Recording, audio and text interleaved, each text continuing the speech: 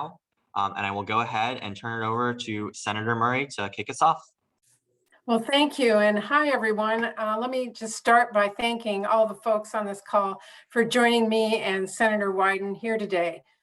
Right now, we have got an historic opportunity with the Build Back Better budget to deliver for working families in ways that puts money back in their pockets, helps people get back to work in good quality jobs, and supports our small businesses.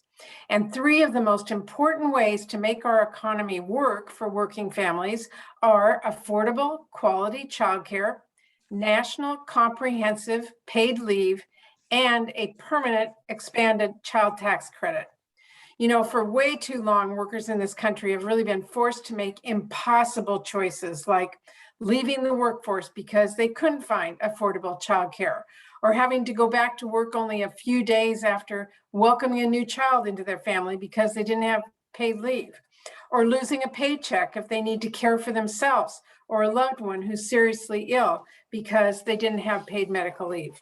You know, while Washington State and Oregon have made some really important advances on paid leave and childcare, without common sense caregiving policies at the federal level, we are leaving workers in the lurch and really stifling our economy. Workers of color are being disproportionately harmed, with studies showing that they are less likely to have paid leave and more likely to struggle finding and affording childcare.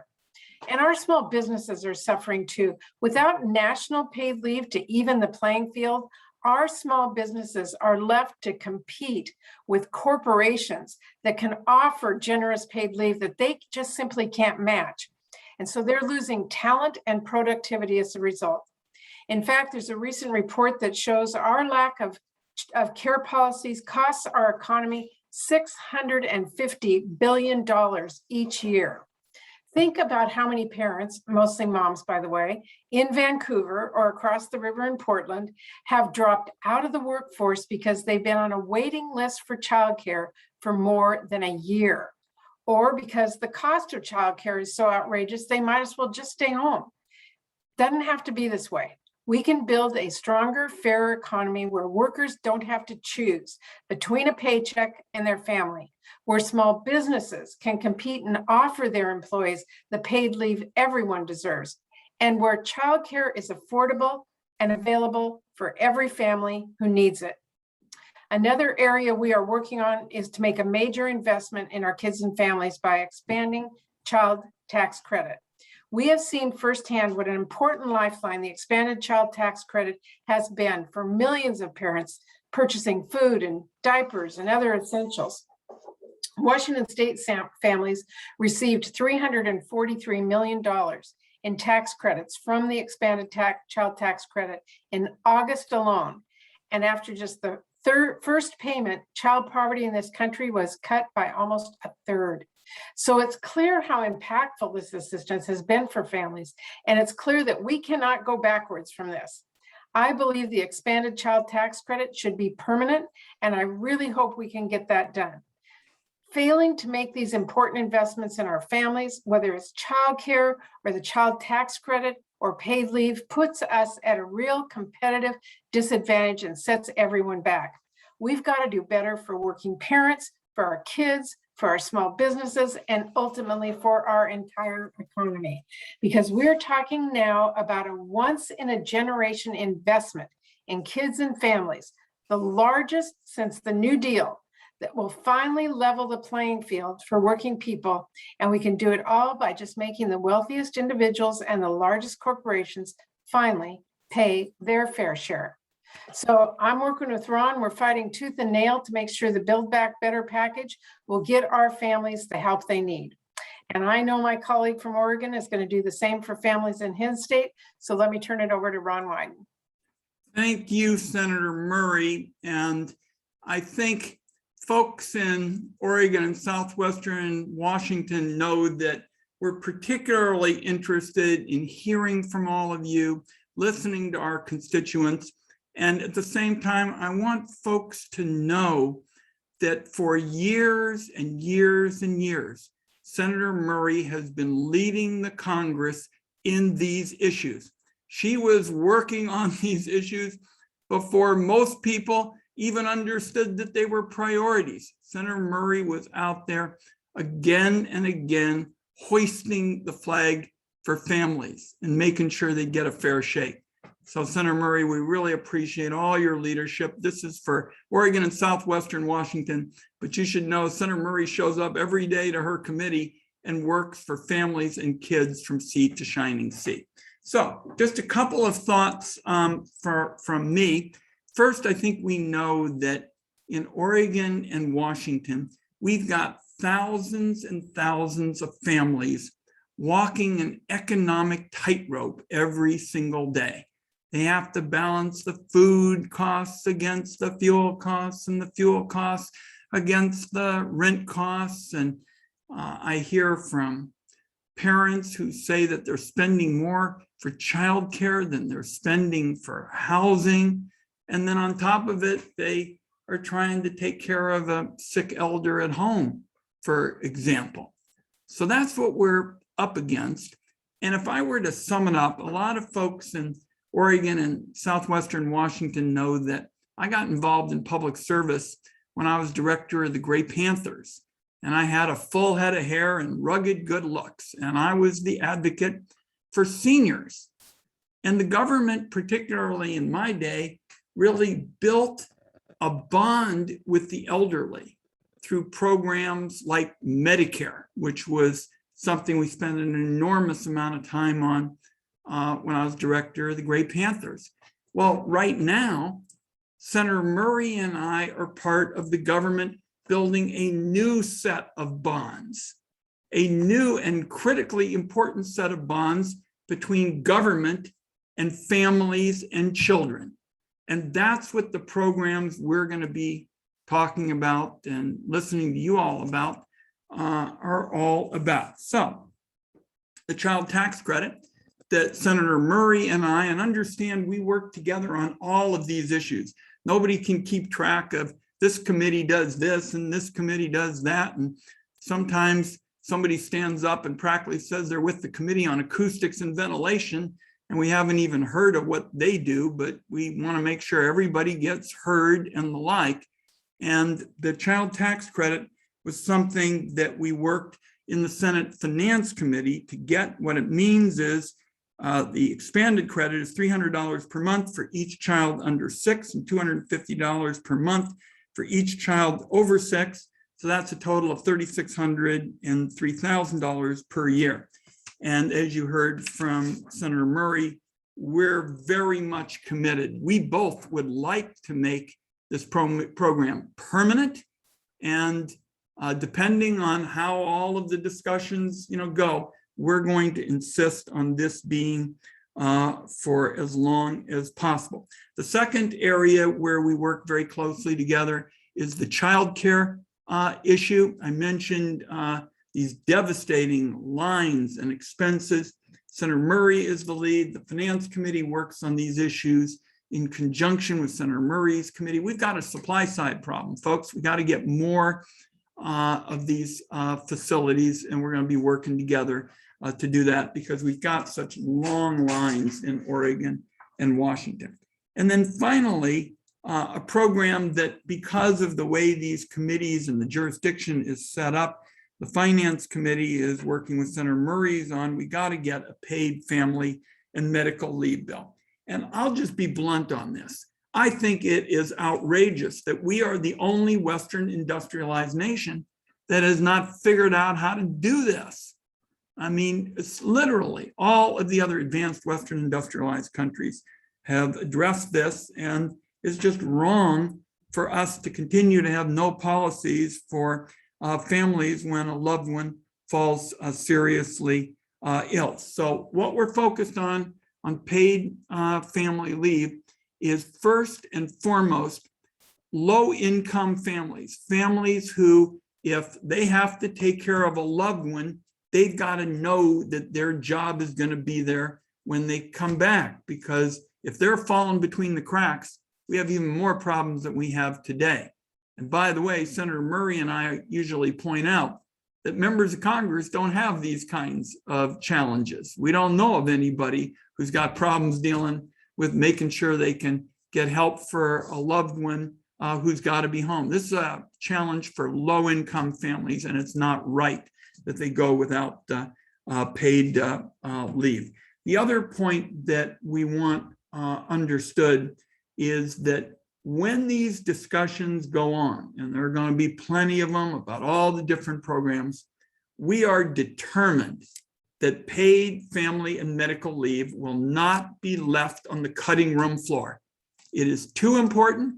There's got to be an adequate number of weeks. There's got to be protection for the most vulnerable families, those of modest incomes, and Senator Murray and I are committed to doing that. So Senator Murray advises me that we've got a procedural way to make sure everybody gets heard quickly, and Jody Wall is going to share some remarks as an Oregonian who spent a lot of time on this. Thank you, Senator Wyden. Good afternoon. My name is Jody Wall. I'm the Executive Director of Early Care and Education at Educational Service District 112, serving the 6 counties of Southwest Washington. We are the largest early care and education provider in our region, serving children prenatally to age 12 through childcare, preschool, home visiting, and playgroup services. We offer a variety of programs and services through this mixed delivery system so that parents and families can choose the program model that best meets their needs. Prior to the pandemic, we were serving over 2,000 children through these programs and services. When the pandemic caused widespread shutdowns in March of 2020, we quickly went from operating 40 centers serving 2,000 children to 7 centers serving 150 children. With these center closures, we were forced to lay off over 200 employees. Despite these difficulties, we continued to offer services to essential workers and families most in need throughout the pandemic. And today, we're currently operating 22 centers serving about 900 children. As a result of the pandemic, we were forced to permanently close our Birth to 5 childcare program because the model was no longer sustainable. This closure has meant that over 400 children lost access to childcare in our community. 18 months ago, we had more staff than we had children enrolled, and today the situation has dramatically changed, and we have more children than we have staff to operate the programs. We have almost 200 children on a wait list without the ability to open more centers because we cannot find staff to work in our centers. Staff who work in childcare make less than dog groomers, yet they are supporting and educating our youngest learners during the most critical years of brain growth and development. These staff deserve to be paid a living wage for the critical care and education that they're providing. The childcare has been in crisis long before the pandemic, but the pandemic was the tipping point, pushing the industry into implosion. As a childcare business ourselves, we're no longer able to operate a sustainable business model without charging families more than they can afford to pay.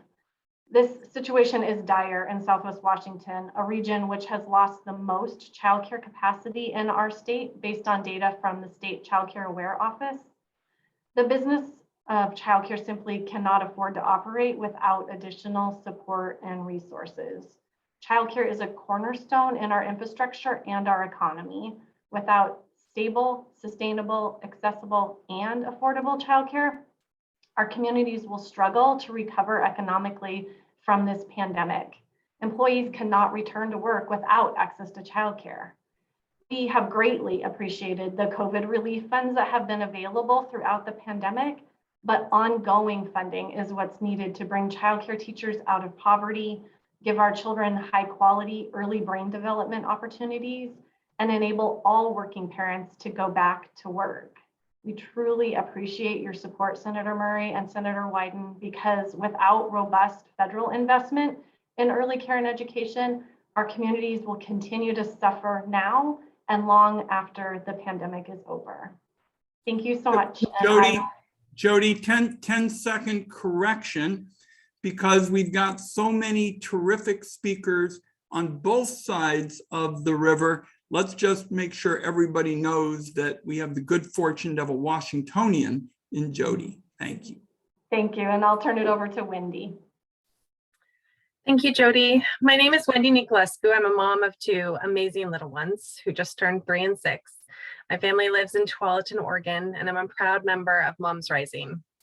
My family moved from California to Oregon just before COVID hit for a job opportunity for my spouse. I left my job in January 2020, and we expected that I would resume working soon after we got settled here in Oregon. That didn't happen. I was out of the workforce due to COVID for a year and a half. Once my spouse and I were vaccinated, I began actively looking for employment. But an essential need to get women like myself back to work is childcare, which was scarce even before the pandemic. In fact, 60% of Oregonians reside in areas deemed childcare deserts. And COVID worsened the situation by causing the closure of many childcare programs, like you just heard. Scarcity combined with the upfront costs of childcare are enormous barriers for women attempting to re-enter the workforce after COVID. I had never experienced the challenges of affording childcare after extended unemployment. It was eye-opening. Parents need to pay childcare providers upfront for a week, for a month, or in my case, 2 months before receiving their first paycheck. I'll say that again. I had to prepay full-time care for 2 children for 2 months at a cost of over $4,000 for my family before getting paid for work myself. How can families, especially single parent families coping with unemployment due to the pandemic, manage that financial burden in order to re-enter the workforce? For my family, it was possible because of the advanced child tax credit, which began just in time so that I could afford childcare in order to return to work. The challenge of finding care in a childcare desert, the magic of timing, that coveted open spot with your reentry to the workforce, and being able to afford that care creates a really heavy burden on moms like myself, families like mine, businesses, and ultimately our economy. Quality, affordable childcare is essential. To ensure women can get back to work, stay in the workforce, and have equitable access to future employment opportunities, we need to make the child tax credit permanent, paid family leave and medical leave universal, and expand home and community-based care options. No family should lose its economic security because a new child arrives or illness strikes. I'm grateful to Senators Wyden and Murray for holding this discussion today. I'm here to say that parents like me want Congress to pass the Build Back Better plan so that our country will finally have the kind of care infrastructure that working parents, families, and our economy need. My experience since COVID has deepened my conviction that our country needs structural change. We need Congress to make major investments in childcare and early learning because childcare providers need to keep their doors open. Care workers deserve to make living wages. Parents need to be able to find and afford care so they can hold jobs and support their families. And all kids deserve a strong start. Families in this country have struggled without these essential policies for too long. I hope our elected leaders will stand up for families by passing the Build Back Better package. Care really can't wait. Thank you. I'll pass it to Heather. Thanks, Wendy. My name's Heather Lindberg. I'm a longtime Vancouver resident, a mom to 2 amazing daughters. I'm involved in education advocacy, mostly on a state and school district level. I have a master's degree in teaching, and as a school-aged care provider, I currently fall into the growing number of American workers considered underemployed.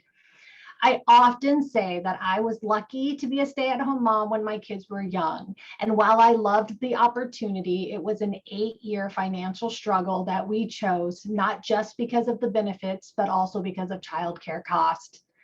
As I was transitioning into more full-time teaching roles, we were hit with the pandemic, and I was lucky again to be able to stay home and provide stability for my kids while they embarked on their at-home learning adventure. Looking into this uncertain year, I made the decision to find a position outside of direct education so that I could be available during the days in case my kids were quarantined or their schools were closed. We made it just over a month before I was home with a mildly symptomatic kid trying to track down a COVID test and then waiting for results. In total, she was out for 4 days during the process. The job decision I made turned out to be the right choice for our family for this year. Expanding childcare is an immediate need in our community and the country as a whole. While COVID has certainly shined a spotlight on the issue, it is a problem that has existed for a long time and will continue to exist in the future if it's not immediately addressed.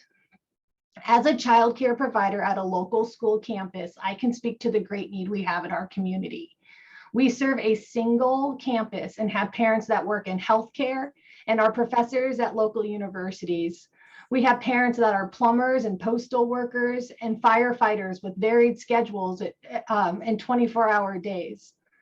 Growing up, my mom was a single mom working for the US Navy with no option but to have me, her elementary aged kid, come home to an empty house. I love being able to provide support for single parents in similar positions now, and I get to do so in my current role.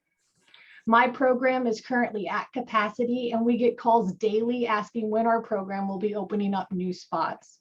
We also have an ever-growing wait list. The need is there and everywhere. We need great roads and bridges to help get America back to work, but without safe, reliable, high quality, and available childcare, there will always be a roadblock to contend with.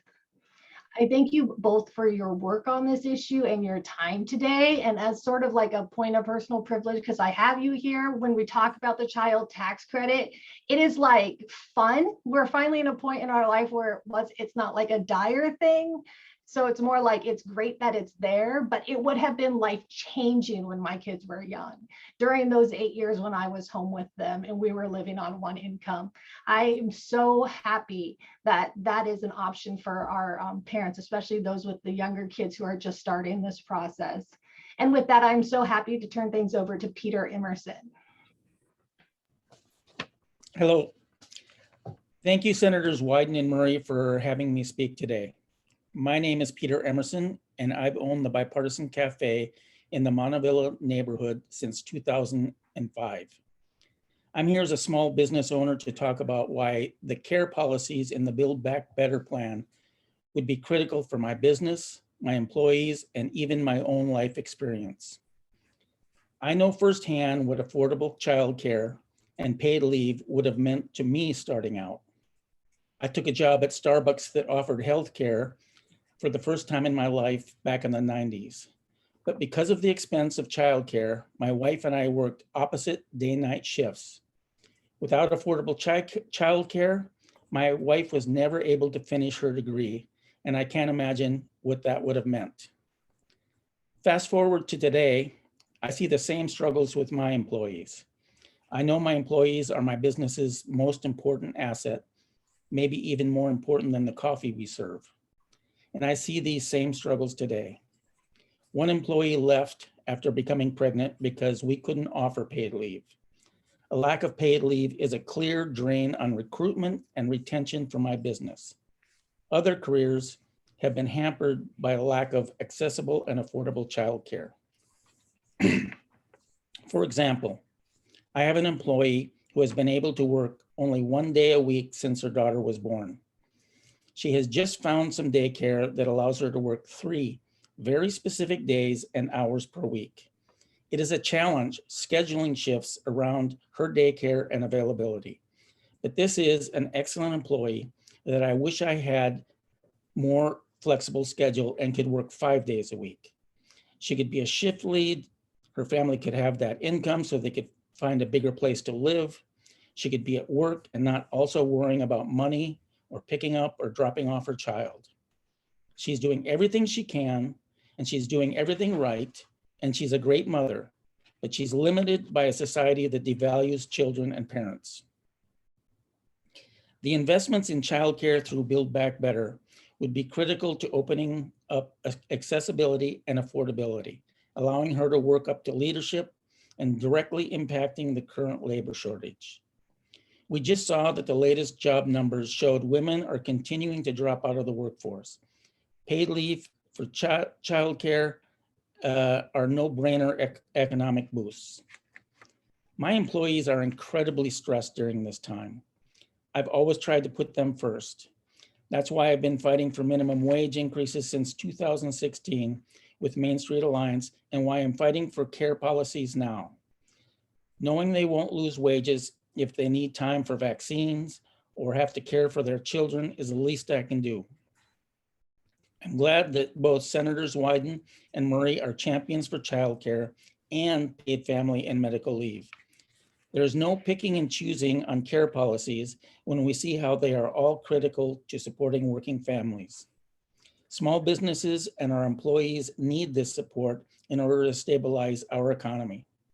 And to pay for it, the large corporations and wealthy need to pay their fair share. We've been limping along, covering the status quo out of the pockets of small businesses and working families, emergency by emergency, for too long. The so-called tax cut from 2017 didn't do anything for my small business. It's time to fix the highly inequitable tax code and level the playing field for small business. That would mean more support for my employees, my customers, and my business. Thank you. Thanks, Peter. And just because we have a hard stop at 1:30, I want to give an opportunity for reporters on this call to ask any questions while we've got everyone on. And you can go ahead and unmute yourself and just identify your outlet, please. And while everybody's getting going, Peter's terrific cafe is only about 15 minutes away from where I'm sitting at my house in Southeast Portland. So if you want a good spot to stop on, Peter's is the best. Thank you. All right, one last call for questions from the press that we have on the call.